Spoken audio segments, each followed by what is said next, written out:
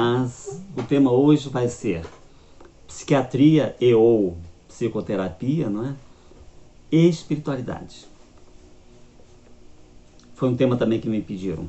Há 1000 vídeos aí também sobre isto, né? Mas cada um vai falar um pouquinho sobre cada coisa.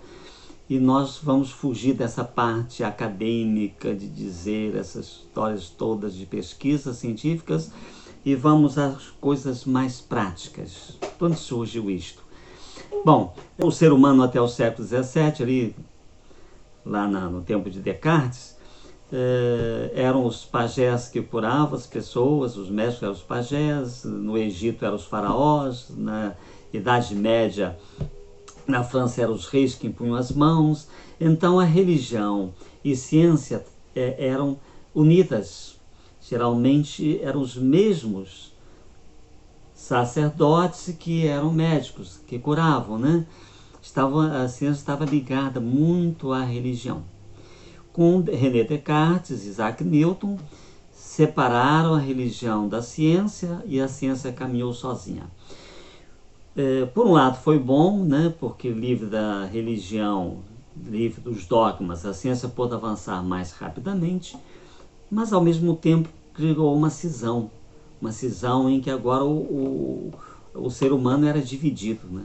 Tinha um corpo cuidado pelo médico, tinha uma mente cuidado pelo psiquiatra e psicólogo, e tem uma alma cuidado pelo sacerdote, pastor, rabino.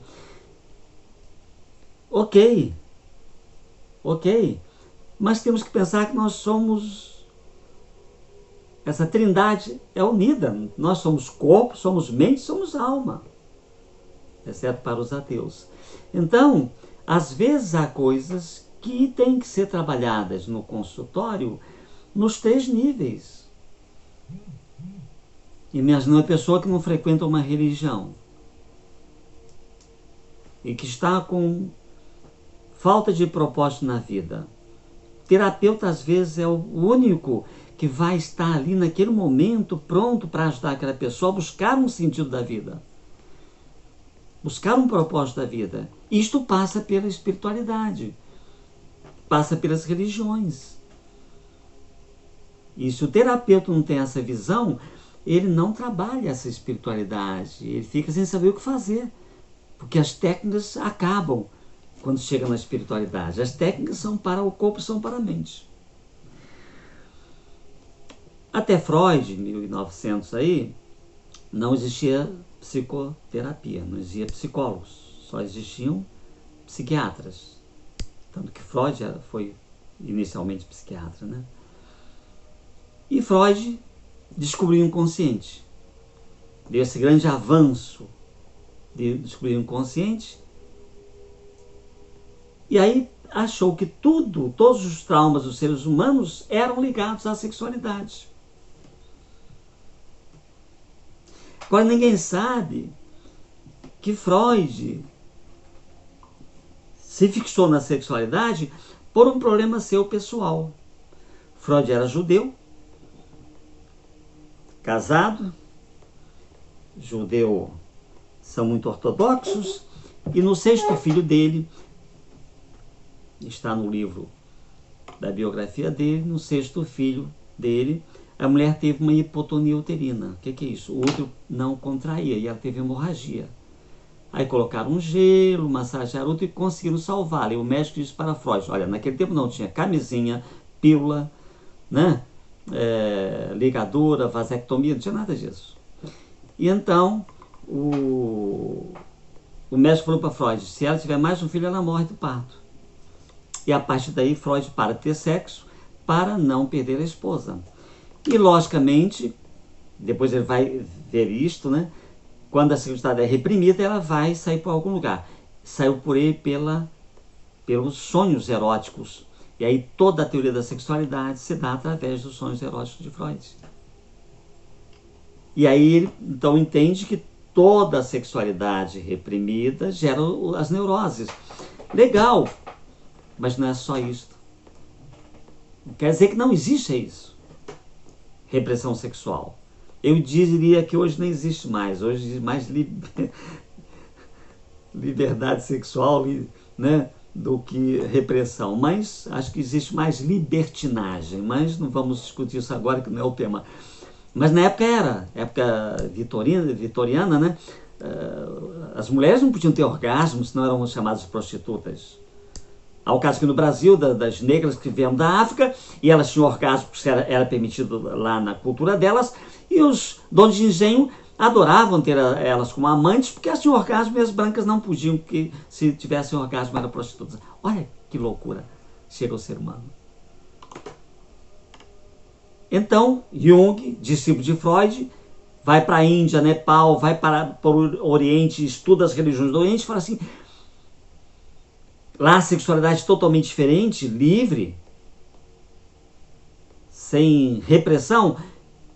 Essa teoria de Freud está furada. Não é só isso. Existe na nossa cultura europeia a repressão, mas outras culturas não têm. E descobriram então o inconsciente coletivo, que não existia só o inconsciente pessoal, que existia um inconsciente coletivo onde as pessoas viviam de acordo com uma cultura, com uma raça, com uma religião. E Jung dá esse grande passo, né? De que há um inconsciente coletivo onde nós podemos acessar esse inconsciente coletivo para as nossas vidas. Mas ainda está. Ele abre a primeira porta para a espiritualidade, né? Quando ele vê que há algo mais do que o inconsciente pessoal. Mas quem vai mesmo para dentro da espiritualidade é a terceira escola de Viena. Chamamos 3 escolas de psicologia de Viena. A primeira de Freud, da sexualidade, a segunda de Adler, de poder, e a terceira de Viktor Frankl. Viktor Frankl, que criou a logoterapia. Viktor Frankl foi um prisioneiro de guerra do Holocausto, e ele viu ali miséria humana. E aquelas pessoas que perdiam a fé, que perdiam toda a vontade de viver, que se entregavam, morriam às vezes doentes, muito mais rapidamente que as outras que tinham uma fé. E ele começou então ali trabalhar a sua resiliência, se não fosse morto, que não foi, e dali ele criou toda a sua teoria. Agora não mais freudiana, não mais junguiana, não mais adleriana, mas dele própria, do propósito sentido. Um propósito sentido espiritual para a vida. Depois vem o Berthold Rodin com a cosmoterapia, depois vem Groth com as matrizes perinatais, vem Wilber com a psicologia integral, todos integrando a partir de Frankl, todos agora, esses luminares, no Brasil Pierre Weil, todos culminando com o ser humano tem que voltar a ser uno. Temos que cuidar também da parte espiritual do paciente que nos procura. Logicamente não é fazer o papel do padre, do rabino, do pastor, mas se há uma falta de propósito de vida, buscar ativar a espiritualidade naquela pessoa. Se há uma impossibilidade de perdão, porque as pessoas sem espiritualidade têm dificuldade, até as espiritualizadas até que têm dificuldade, imagina os que não têm. E o que dá uma resposta para o perdão? Só Deus. Só se você sair do seu ego, egoísta, vaidoso, e olhar para o outro, através da espiritualidade, do Deus que te habita, para você perdoar o outro. Não há hipótese, sem Deus você não perdoa. Pode até perdoar da boca para fora, mas do coração, se não for tocado por Deus. Então daí a importância. E hoje, graças a Deus, já temos cadeira de espiritualidade na USP, que é a maior universidade do Brasil, em São Paulo. E quando entrou na USP, agora tem na UF, tem na Universidade de Juiz de Fora, de Belo Horizonte. começou a explodir para o Brasil inteiro, como já explodiu no mundo, cadeiras de espiritualidade dentro da medicina. Isto é fantástico. É fantástico porque é a volta à unidade. Saber que o ser humano tem o seu corpo que tem que tratar, tem a sua mente que tem que tratar e tem a sua alma que também tem que ser cuidada. Quantas pessoas se suicidam por falta de Deus. E outras até com Deus. Tem um desespero tão grande, uma dor tão grande que não aguentam.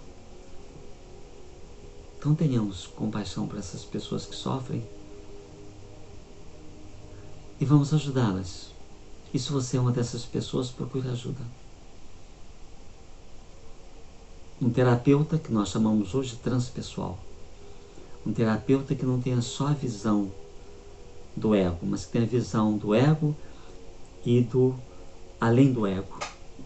Não do superego que ainda está no ego, mas além do ego, que é a espiritualidade, que é a nossa essência. Muito obrigado, um bom dia e muita paz.